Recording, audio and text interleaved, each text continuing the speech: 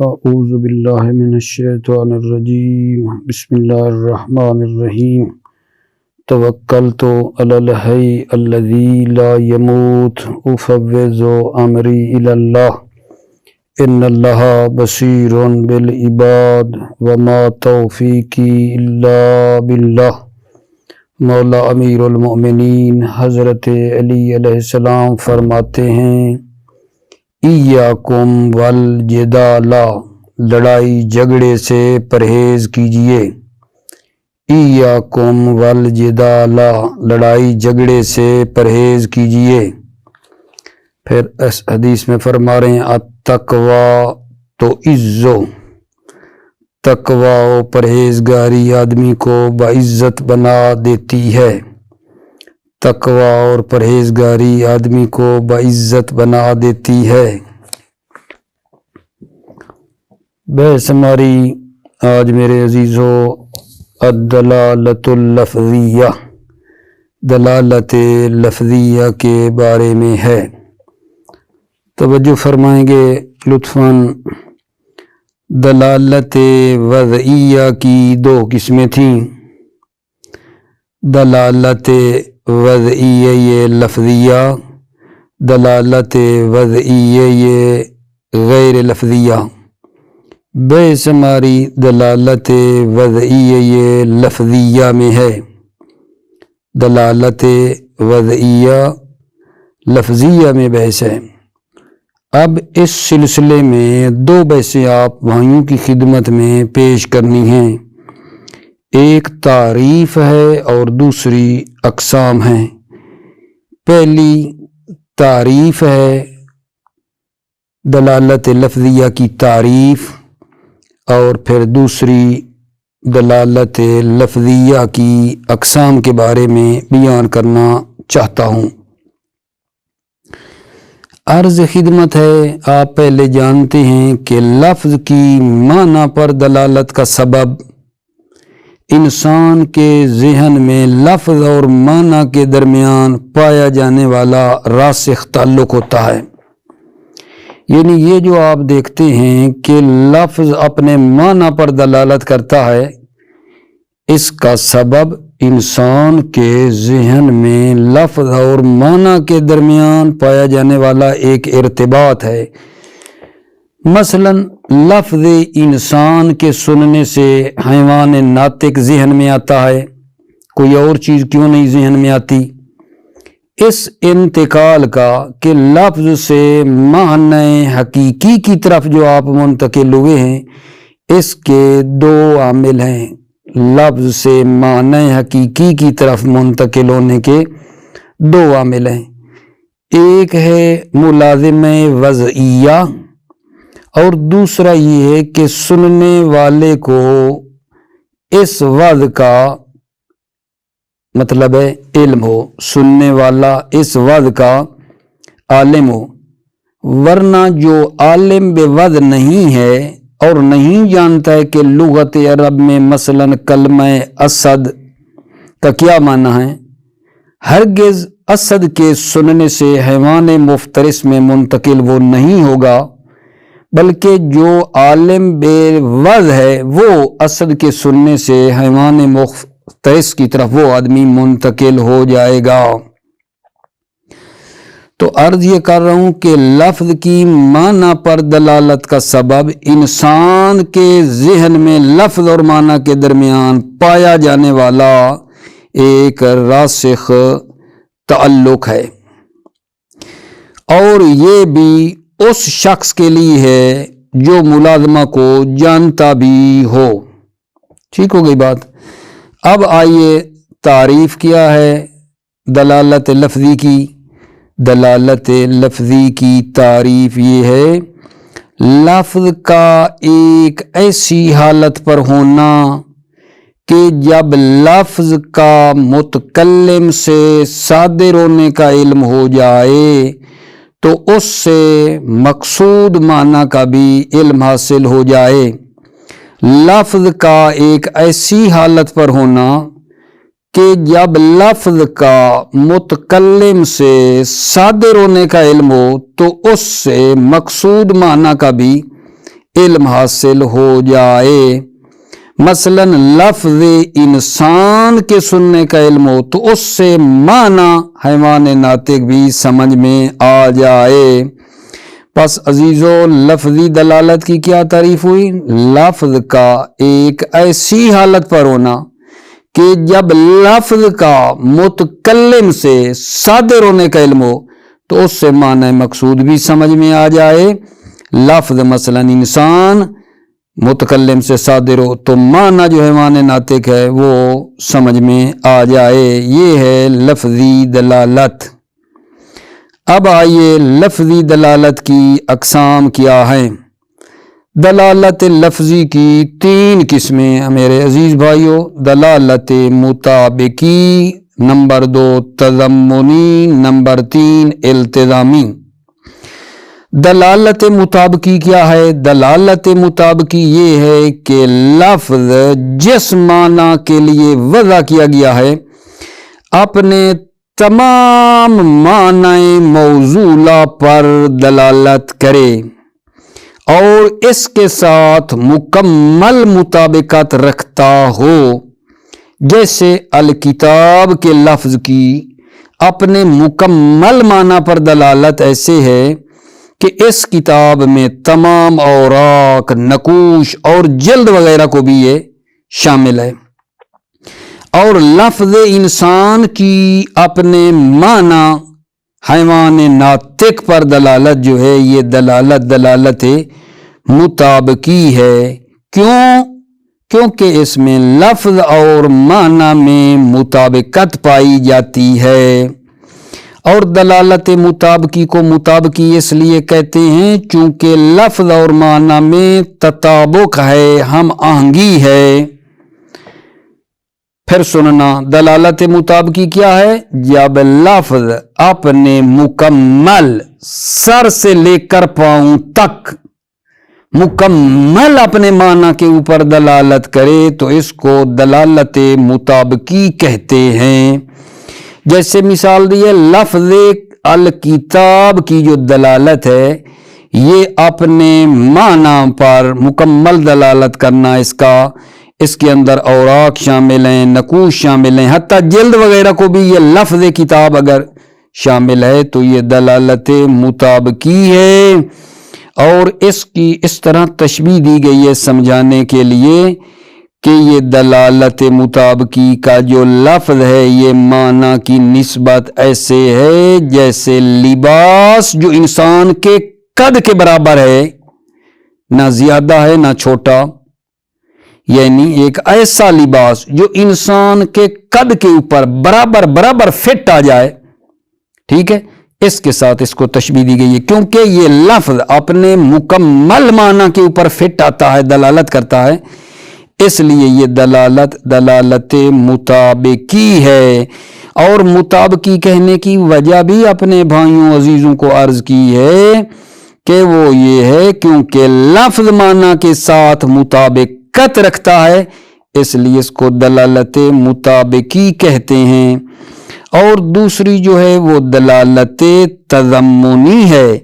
دلالت تضمنی یہ ہے کہ لفظ اپنے موصولہ کی جز پر دلالت کرے اور وہ جز اس کل کے ضمن میں ہو۔ دلالت تضمنی کیا ہے کہ لفظ اپنے معنی کی جز پر دلالت کرے، جیسے لفظ کتاب کی دلالت جلد پر یا کاغذ پر، لفظ کتاب کی دلالت جلد پر یا کاغذ پر، یہ دلالت تضمنی ہے، لفظ اپنے معنی کی جز پر دلالت کر رہا ہے، ٹھیک ہے۔ اسی طرح لفظ انسان کی دلالت صرف حیوان پر یا ناطق پر، جب آپ کتاب بیچتے ہیں تو خریدار یہی سمجھتا ہے کہ جلد بھی اس میں شامل ہے، لہذا جب آپ کتاب بیچتے ہیں تو خریدار یہی سمجھتا ہے کہ جلد بھی اس میں شامل ہے۔ اور اگر آپ جلد کو جدا کرنا چاہیں تو خریدار آپ کے خلاف یہ دلیل قائم کرے گا کہ آغا کتاب کا لفظ جلد کو بھی شامل ہے، ٹھیک ہے نا۔ اس دلالت کو دلالت تضمنی کہا جاتا ہے اور یہ دلالت مطابقی کی فرع ہے۔ دلالت تضمنی کو تضمنی کیوں کہتے ہیں؟ چونکہ لفظ کی دلالت جز پر کل کے ضمن میں ہے، اس لیے تضمنی کہتے ہیں۔ اپنی تسلی کے لیے انشاءاللہ آپ کے لیے تو مطلب حل ہے، وہ یہ کہ دلالت تضمنی جی کسے کہتے ہیں؟ جب لفظ اپنے معنی موضوع کی جز پر دلالت کرے اسے دلالت تضمنی کہتے ہیں، جیسے مثال عرض کر چکا ہوں۔ اور تیسری دلالت ہے دلالت التزامی، توجہ رکھنا۔ دلالت التزامی یہ ہے کہ لفظ ایک ایسے معنی پر دلالت کرے جو اس کے موضوع سے خارج ہے، توجہ کرنا۔ لفظ ایسے معنی پر دلالت کرے جو اس کے موضوع سے خارج ہے، لیکن ایسا لازم ہے کہ جو ہمیشہ اس کے ساتھ ہے، ہمیشہ اس کے ساتھ ہے، ٹھیک ہے نا، اور اس کے ہمیشہ اس کے تابع ہے۔ اس کی تشبیہ دی گئی ہے دلالت التزامی کو دو دوستوں کی طرح۔ وہ دو دوست جو ہر ایک دوسرے کی ذات سے خارج ہے لیکن ہمیشہ اس کے ساتھ ہے اور تابع ہے۔ دلالت التزامی کو سمجھانے کے لیے دو دوستوں کی مثال دی گئی ہے کہ ہر دوست کی ذات دوسرے کی ذات سے الگ ہے لیکن ہمیشہ اس کے ساتھ ہے اور تابع ہے۔ جس طرح دوات، لفظ دوات کی دلالت قلم کے اوپر، لفظ دوات کی دلالت قلم پر، لہذا اگر آپ سے کوئی دوات مانگے اور قلم پر وضاحت نہ کرے اور آپ اسے صرف دوات فراہم کر دیں، ٹھیک ہے، اور قلم نہ دیں تو یہ آپ کے خلاف دلیل قائم کرے گا کہ آغا صاحب دوات کا طلب کرنا کافی تھا کہ قلم دیتے، میں نے دوات کو کیا کرنا ہے قلم کے بغیر۔ اس دلالت کو دلالت التزامی کہا جاتا ہے، ٹھیک ہے نا، اور یہ بھی دلالت مطابقی کی فرع ہے۔ کیوں؟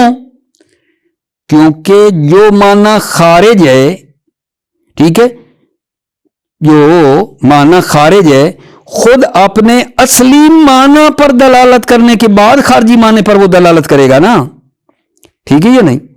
دلالت التزامی تمام ہو گئی جی کیا کہا بلا؟ دلالت التزامی یہ ہے کہ لفظ ایک ایسے معنی پر دلالت کرے جو اس کے موضوع سے خارج ہے لیکن اس کو لازم ہے اور ہمیشہ اس کے تابع ہے، اس طرح جس طرح ایک دوست دوسرے دوست کی ذات سے خارج ہے لیکن ہمیشہ اس کے ساتھ ساتھ ہے اور تابع ہے۔ دلالت التزامی کی مثال دی ہے لفظ دوات کی دلالت قلم کے اوپر۔ اب لفظ دوات کا معنی قلم تو نہیں ہے نا، قلم تو نہیں نا، دوات تو دلالت کرتی ہے وہ جو سیاہی ہے اور اس کے اندر کوئی چیز ڈالتے ہیں اور مثلا لکھنے کا ایک مادہ بن جاتا ہے، وہ دوات یہ قلم پر دلالت جو کر رہی ہے یہ دوات کا معنی تو نہیں نا قلم، خارج ہے یہ معنی قلم لفظ دوات والے معنی سے خارج ہے لیکن یہ قلم ہے دوات کو لازم ہے، اس کو لازم میرے عزیزو۔ پس دلالت التزامیہ جو ہے یہ ایک ایسے معنی پر دلالت کرے جو اس کے موضوع سے خارج ہے لیکن ایسا لازم ہے جو ہمیشہ اس کے ساتھ ہے اور ایسے تابع ہے جیسے ایک دوسرے کی ذات سے خارج ہے لیکن ہمیشہ اس کے تابع ہے۔ مثال دی ہے لفظ دوات کی دلالت کرنا قلم کے اوپر. ٹھیک ہو گئی بات اگر جان. اب اس دلالت التزامی کی دو شرطیں ہیں, توجہ رکھنا. دلالت التزامی کی دو شرطیں ہیں. پہلی شرط یہ ہے کہ اس معنی مطابقی یہ لفظ اور معنی وہ جو خارج ہے اس میں تلازم ذہنی ہو. تلازم ذہنی کا ہونا ضروری ہے, تلازم خارجی کافی نہیں ہے. پھر سننا, عبارت تبدیل کر لوں. لفظ کے معنی اور اس معنی کے درمیان جو خارج ہے, لفظ کا معنی اور وہ معنی جو خارج ہے, ان کے درمیان ذہنی تلازم ہو. تلازم ذہنی ہونا چاہیے, تلازم خارجی وہ کافی نہیں ہے. ذہن میں بھی ان میں آپس میں تلازم ہو کہ دوات سے قلم کا لازمہ ذہن میں آتا ہو.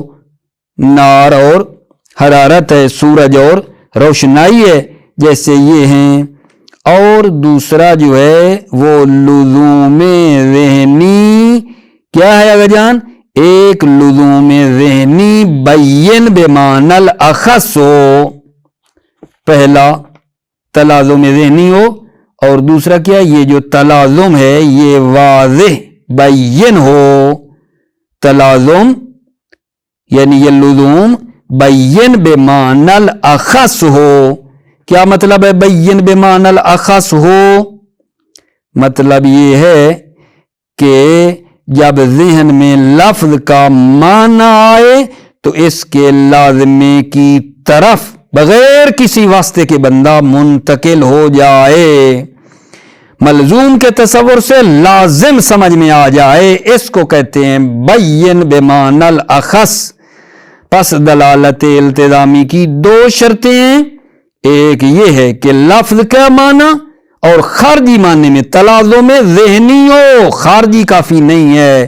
اور دوسرا یہ جو تلازم ہے یہ بین بمعنی الاخص ہو, یعنی ملزوم کے تصور سے سیدھا لازم سمجھ میں آ جائے, درمیان میں کوئی واسطہ بھی نہ ہو.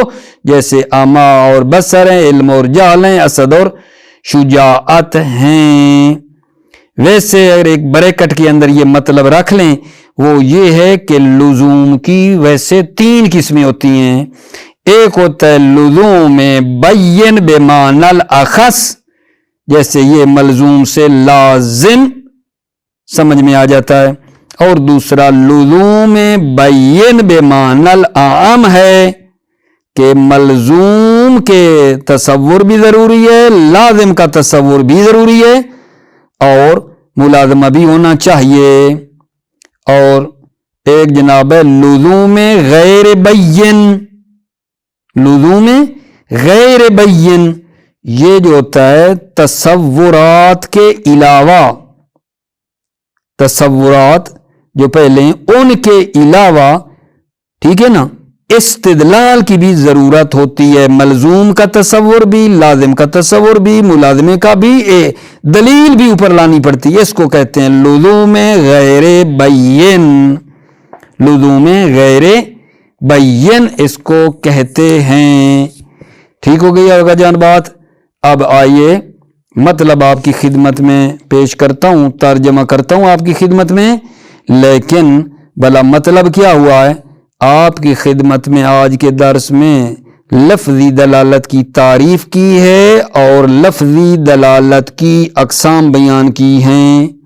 ٹھیک ہو گئی بات. آئیے جان عبارت کی طرف لطفاً. بسم اللہ الرحمن الرحیم. توکلت علی اللہ. الدلالت اللفظیۃ, دلالت لفظیہ. تعریفها, تعریف دلالت لفظیہ. من البیان السابق نعرف ان السبب فی دلالت اللفظ علی معنی هو الالکۃ الراسخۃ فی الذہن بین اللفظ والمعنی. من البیان السابق، سابق بیان سے ہم پہچانتے ہیں کہ سبب لفظ کا معنی پر دلالت کرنے میں وہ مضبوط تعلق ہے ذہن میں، جو لفظ اور معنی میں ذہن میں مضبوط تعلق ہے۔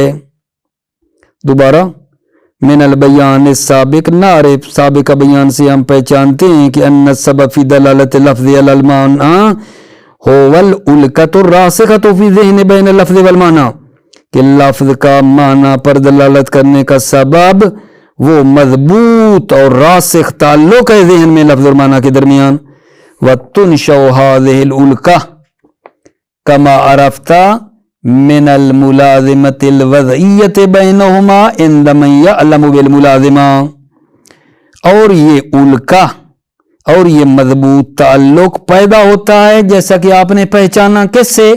من الملازمۃ الوضعیہ بینہما، لفظ اور معنی کے درمیان ملازمہ وضعیہ سے پیدا ہوتا ہے، اور یہ بھی اس کے لیے عند من یعلم بالملازمہ، جو ملازمہ کو جانتا بھی ہو۔ وعلیہ بنابرین یمکننا تعریف الدلالت اللفظیت بأنها هي كون اللفظ بحالت ينشأ من العلم بصدوره من المتکلم، ٹھیک ہے، العلم بالمعنی المقصود بنابراین ہمارے لیے ممکن ہے دلالت لفظیہ کی تعریف کرنا، بأنها کی دلالت لفظیہ یہ ہے یا کون اللفظ بحالت، لفظ کا ایک ایسی حالت پر ہونا، ینشأ من العلم بصدورہ من المتکلم، کہ لفظ کا متکلم سے صادر ہونے کے علم سے، العلم بالمعنی المقصود، معنی مقصود کا بھی علم ہو جائے۔ لفظ کا ایک ایسی حالت میں ہونا کہ متکلم کے صادر ہونے کے علم سے معنی مقصود کا علم ہو جائے۔ اب آگا جان ان کی قسمیں، اقسامہا، دلالت لفظیہ کی اقسام، المطابقیت، التضمنیت، الالتزامیت، یدل اللفظ علی المعنی من ثلاثت اوجہ متباینۃ، لفظ کا معنی پر دلالت کرنا تین مختلف لحاظوں پر ہے۔ لفظ اپنے معنی پر دلالت کرتا ہے من ثلاثت اوجہ متباینۃ، تین مختلف لحاظوں سے لفظ معنی پر دلالت کرتا ہے۔ الوجہ الاول، پہلی وجہ، المطابقۃ، دلالت مطابقی، بأن يدل اللفظ على تمام معناه الموضوع ويطابقه، دلالت مطابقی کیا ہے؟ لفظ علی تمام معناه الموضوع، لفظ جو ہے اپنے مکمل اور تمام معنی موضوع پر دلالت کرے، وَيُطَابِقُهُ، اور لفظ معنی کے کیا ہو؟ مطابق ہو۔ کدلالت لفظ الکتاب علی تمام معنی ہو، جیسے لفظ کتاب کی دلالت اپنے تمام معنی پر، فَيَدْخُلُ فِيهِ جَمِيعُ أَوْرَاقِهِ وَمَا فِيهِ مِن نُقُوشٍ وَغِلَافٍ، فَيَدْخُلُ فِيهِ، اس کتاب میں تمام اوراق کتاب داخل ہیں، وَمَا فِيهِ، اور جو اس کتاب میں ہے، من نقوش، نقوش، وغلاف، اور غلاف، وَكَدَلَالَتِ لَفْظِ الْإِنسَانِ عَلَى تَمَامِ معنی ہو، اور اسی طرح لفظ انسان کی دلالت اپنے مکمل اور تمام معنی پر، وَهُوَ الْحَيْوَانُ النَّاطِقُ، اور وہ حیوان ناطق ہے، وَتُسَمَّى الدَّلَالَةُ حِينَئِذٍ الْمُطَابِقِيَّةُ أَوِ التَّطَابُقِيَّةُ، تسمى الدلالة، دلالت کو نام دیا جاتا ہے اس وقت مطابقیہ یا تطابقیہ، کیوں جی؟ کیوں؟ لِتَطَابُقِ اللَّفْظِ وَالْمَعْنَى، کیونکہ لفظ اور معنی ایک دوسرے سے مطابقت رکھتے ہیں، لفظ اور معنی ایک دوسرے سے مطابقت رکھتے ہیں۔ وہی دلالت الاصلیت فی الالفاظ، اور یہ دلالت اصلیہ ہے الفاظ میں، کون سی بلا؟ یہ دلالت مطابقی، التی لاجلھا مباشرۃ وضعت لمعنیھا، التی لاجلھا، اور یہ دلالت اصلیہ ہے الفاظ میں، التی لاجلھا مباشرۃ وضعت لمعنیھا، جن الفاظ کی جو ہے خاطر مباشرتاً وضعت لمعنیھا، یہ الفاظ اپنے معنی کے لیے وضع کیے گئے ہیں۔ وہی دلالت الاصلیہ فی الالفاظ، یہ دلالت اصلیہ الفاظ میں یعنی مطابقی، التی لاجلھا مباشرتاً وضعت لمعنیھا، جس کے لیے جو ہے الفاظ معنی کے لیے مستقیماً وضع کیے گئے ہیں۔ دوسری آگے جان، الوجہ الثانی التضمن بأن يدل اللفظ على جزء معناه الموضوع الداخل ذلك الجزء في ضمنه، لفظ جزء موضوع پر دلالت کرے، الداخل ذلك الجزء في ضمنه، کہ وہ جز ضمن ہی اس معنی کی ضمن میں داخل ہو، كدلالة اللفظ الكتاب على الأوراق وحده، جیسے لفظ کتاب کی دلالت تنہا اوراق پر، او الغلاف یا غلاف پر، وَكَدَلَالَةِ اللَّفْظِ الْإِنسَانِ عَلَى الْحَيْوَانِ وَحْدَهُ، یا لفظ انسان کی دلالت تنہا حیوان پر، او الناطق وحدہ، یا تنہا ناطق پر، فَلَوْ بِئْتَ الْكِتَابَ يَفْهَمُ الْمُشْتَرِي دَخُولَ الْغِلَافِ فِيهِ، اگر آپ کتاب کو فروخت کریں گے تو مشتری سمجھے گا کہ غلاف بھی فی ہے، اس کتاب میں داخل ہے۔ وَلَوْ أَرَدْتَ بَعْدَ ذَلِكَ أَن تَسْتَثْنِيَ الْغِلَافَ لَاحْتَجَّ عَلَيْكَ بِدَلَالَةِ لَفْظِ الْكِتَابِ عَلَى دُخُولِ الْغِلَافِ، اگر آپ ارادہ کریں گے اس کے بعد، ٹھیک ہے نا، کہ غلاف کو جدا کریں، غلاف کو استثناء کریں، لَاحْتَجَّ عَلَيْكَ، مشتری آپ پر احتجاج کرے گا، بدلالت لفظ الکتاب علی دخول الغلاف، کہ لفظ کتاب کی دلالت جو ہے غلاف کے داخل ہونے پر ہے۔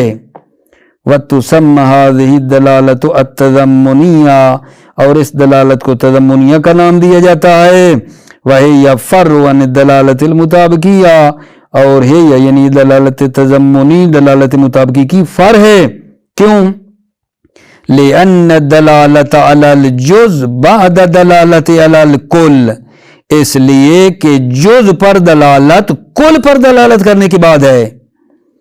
الوجہ الثالث، تیسری وجہ جان، وہ کیا ہے؟ الالتزام، التزام یعنی دلالت التزامی بتانا چاہتے ہیں۔ دلالت التزامی کیا ہے؟ بِأَن يَدُلَّ اللَّفْظُ عَلَى مَعْنَى خَارِجٍ عَن مَعْنَاهُ الْمَوْضُوعِ لَهُ لَازِمٍ لَهُ، دلالت التزامی یہ لفظ معنی پر دلالت کرے، خارج عن معناه الموضوع، وہ معنی جو معنی موضوع سے خارج ہے،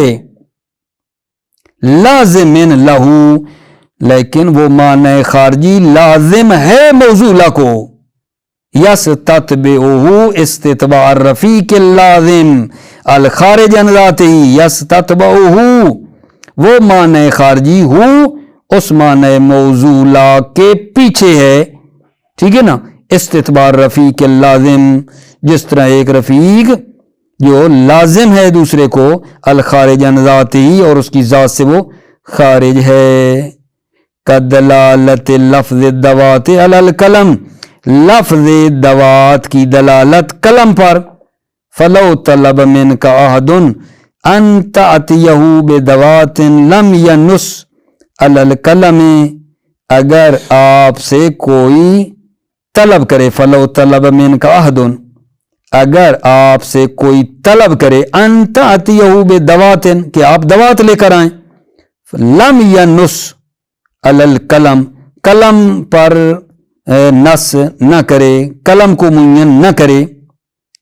فجئتوا بدوات وحدہ، اور آپ تنہا دوات لے کر آئیں. لآتبک علی ذالک، وہ آپ کو اس پر ملامت کرے گا. کیسے؟ محتجن، احتجاج کرتے ہوئے، دلیل دیتے ہوئے. بِأَنَّ طلب الدوات کافٍ فی الدلالۃ علی طلب الکلم. آگا میرے عزیز، دوات کی دلالت کافی ہے کلم کی طلب کی دلالت پر. وَتُسَمَّى هَذِهِ الدَّلَالَةَ الِالْتِزَامِيَّةَ، اور اس دلالت کو التزامیہ کا نام دیا جاتا ہے. وَهِيَ فَرْعٌ أَيْضًا عَنِ الدَّلَالَةِ الْمُطَابِقِيَّةِ، اور یہ بھی فرع ہے دلالت مطابقی کی، یعنی یہ دلالت تضمنی بھی فرع ہے دلالت مطابقی کی. کیوں جی؟ لِأَنَّ الدَّلَالَةَ عَلَى مَا هُوَ خَارِجُ الْمَعْنَى بَعْدَ الدَّلَالَةِ عَلَى نَفْسِ الْمَعْنَى، اس لیے کہ دلالت کرنا خارج معنی پر، یہ خود معنی پر دلالت کرنے کے بعد ہے. ٹھیک ہو گئی بات آگے جان. اب آخری مطلب کہ یہ دلالت التزامی جو ہم نے پڑھی ہے آپ کی خدمت میں، دلالت التزامی کی شرائط کیا ہیں؟ وہی دو شرائط کہ ایک ان میں لفظ اور معنی میں، ٹھیک ہے نا، تلازم ذہنی ہو، اور دوسرا وہ تلازم بھی واضح بین ہو. توجہ کرنا. شرط دلالت الالتزامیہ، دلالت التزامیہ کی شرط: یشترط فی هذه الدلالة ان یکون التلازم بین معنی اللفظ والمعنی الخارج اللازم تلازما ذہنیا. اس دلالت کی شرط ہے کہ یہ تلازم لفظ اور معنی میں المعنی جو خارج لازم ہے، ٹھیک ہے یا نہیں، بین معنی لفظ، لفظ کے معنی میں، اور وہ معنی جو خارج ہے لازم ہے، تلازما ذہنیا، تلازم ذہنی ہو. فلا یکفی التلازم فی الخارج فقط من دون رسوخہ فی الذہن، تلازم کافی نہیں ہے صرف خارج میں بغیر اس کے کہ رسوخ ہی فی الذہن، بغیر اس کے کہ یہ تلازم ذہن میں راسخ ہو. وَإِلَّا لَمَا حَصَلَ انتقال الذہن، اگر تلازم ذہنی نہ ہوا تو یہ انتقال ذہنی حاصل نہیں ہوگا. وَيُشْتَرَطُ أَيْضًا أَن يَكُونَ التَّلَازُمُ وَاضِحًا بَيِّنًا، وَيُشْتَرَطُ أَيْضًا، اور یہ بھی شرط لگائی گئی ہے کہ تلازم واضح بین ہو. بئی معنی کہ ذہن اذا تصور معنی اللفظ ينتقل الى لازمہ، کہ ذہن جب لفظ کے معنی کا تصور کرے تو ينتقل الى لازمہ، تو وہ معنی کے لازم کی طرف منتقل ہو جائے، بدون حاجت الی توسط شیء آخر، کسی دوسری چیز کے توسط کے بغیر. مطلب ہمارا تمام ہوا. موفق مؤید رہیں عزیزو، سلامتی ہو آپ کی. السلام علیکم ورحمۃ اللہ وبرکاتہ.